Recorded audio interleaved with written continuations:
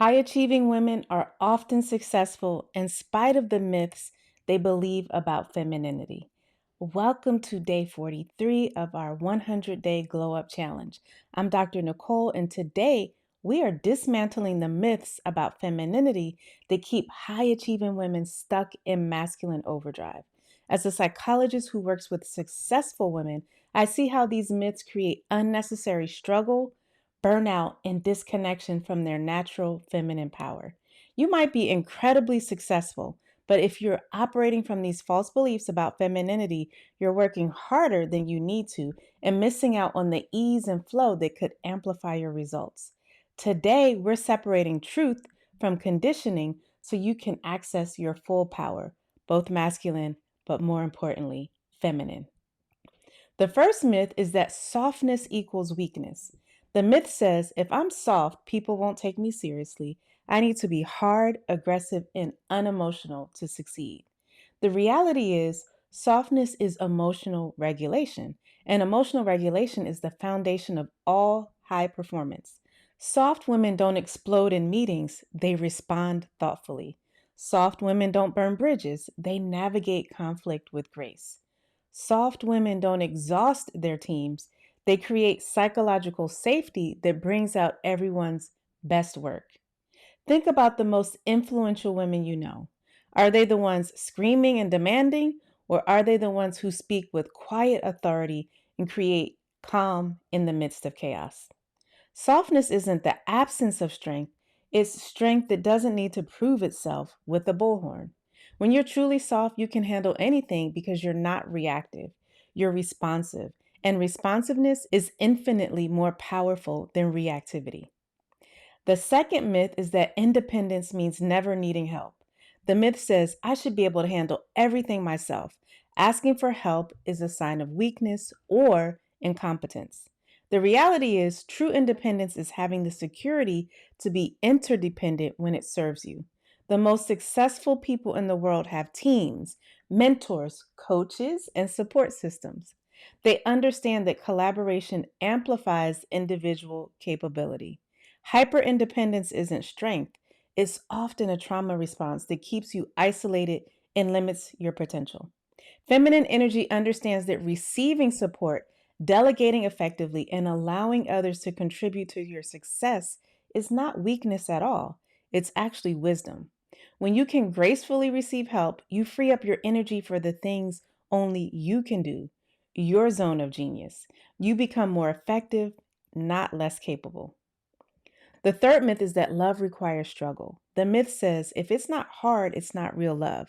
I need to fight for relationships, prove my worth, and work constantly to maintain connection. The reality is, healthy love flows naturally when you're aligned with the right people. This myth keeps high achieving women in relationships where they're constantly performing, proving, and exhausting themselves trying to make things work. But love, whether it's romantic, friendship, or professional relationships, shouldn't require you to abandon yourself. Healthy relationships have challenges, but they don't require constant struggle. They don't require you to shrink, perform, or lose yourself in order to maintain them.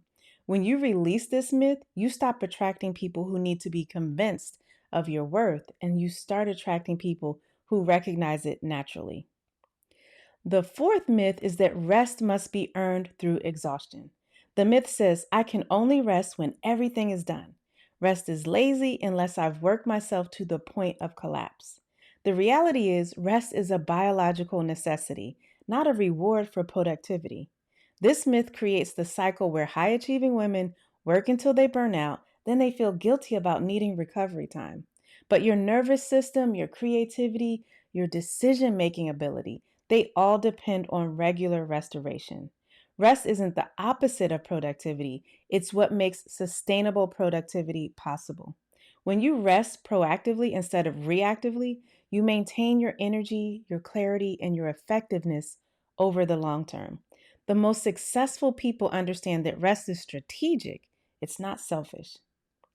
The fifth myth is that femininity conflicts with ambition. This myth says I can't be both feminine and successful. I have to choose between being soft and being taken seriously. The reality is, femininity amplifies results through regulation, clarity, and receptivity. This is the most damaging myth because it forces women to abandon parts of themselves in order to succeed. But here's what I've observed: the most successful women I know have integrated both their masculine and feminine energy. Feminine energy enhances success through intuition, like making decisions from deep knowing, not just data, emotional intelligence, reading people and situations accurately, collaboration, building teams and relationships that support shared goals, and sustainability, creating success that doesn't require burnout. Magnetism is also key. That's attracting opportunities instead of chasing them. You don't have to choose between being feminine and being successful. You can be both soft and strong, both receptive and decisive, both collaborative and leadership oriented. The integration of masculine and feminine energy creates more powerful results than either energy alone.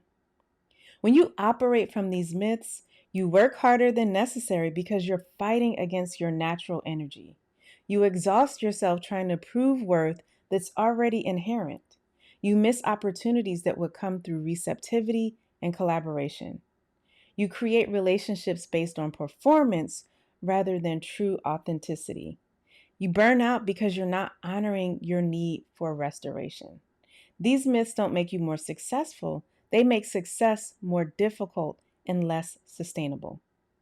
Here's the reframe that changes everything: femininity doesn't diminish your power, it amplifies it. Regulation amplifies results. When you're emotionally regulated, you make better decisions, you communicate more effectively, and you handle pressure with grace. Clarity amplifies impact. When you're clear about your values, your boundaries, your goals, you stop wasting energy on things that don't matter. Receptivity amplifies opportunities. When you're open to receiving support, feedback, and collaboration, you access resources and possibilities you couldn't create alone. Intuition amplifies intelligence. When you combine analytical thinking with intuitive knowing, you make decisions that are both smart and wise. Softness amplifies influence. When you can remain soft under pressure, people actually trust you. They feel safe with you and they want to follow your lead. Femininity isn't the opposite of success, it's a different pathway to success that's often more sustainable and much more fulfilling. To release these myths and reclaim your feminine power, practice softness in high pressure situations. Notice when you default to hardness and consciously choose a softer response in those situations. Ask for help with something small. Start building your capacity to receive support without feeling guilty. Evaluate your relationships. Are you struggling to maintain them, or do they flow naturally? Rest before you're exhausted.